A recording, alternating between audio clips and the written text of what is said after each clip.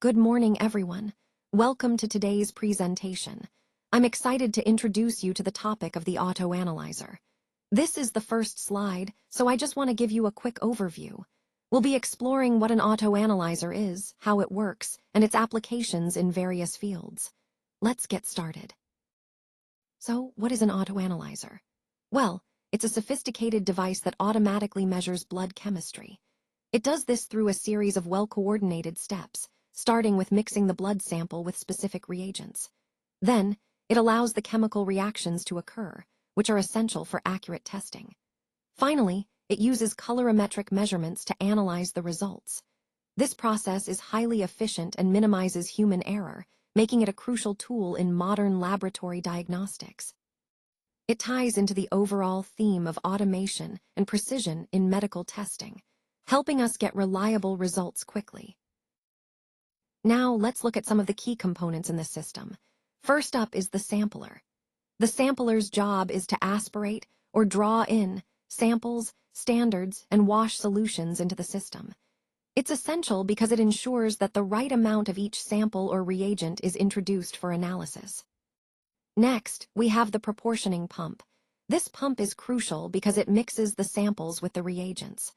Proper mixing allows the chemical reactions to occur, which produce the color changes we need to measure. The colorimeter then reads these changes to determine the concentration of substances in the sample. Finally, we have the dialyzer. Its role is to separate interfacing substances from the sample.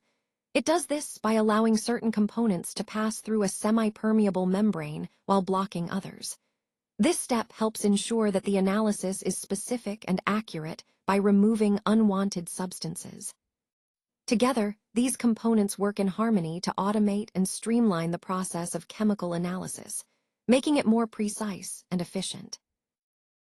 Let's start with the heating bath. Its role is to control the temperature of the sample, usually around 37 degrees Celsius. Maintaining this precise temperature is critical because it directly influences the color development in the sample. If the temperature fluctuates, it could lead to inconsistent or inaccurate results. Next, we have the colorimeter. This device is essential for monitoring how the optical density of the fluid stream changes as it flows through a tubular flow cell. Essentially, it measures how much light the sample absorbs at specific wavelengths. The key point here is that the color intensities we observe are proportional to the concentrations of the substances we're analyzing.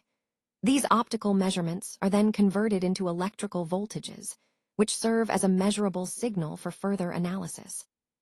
Finally, the recorder comes into play. It takes the electrical signals from the colorimeter and displays them graphically. This visual representation makes it easier to interpret the data, track changes over time, and ultimately determine the concentration of the substances in our sample.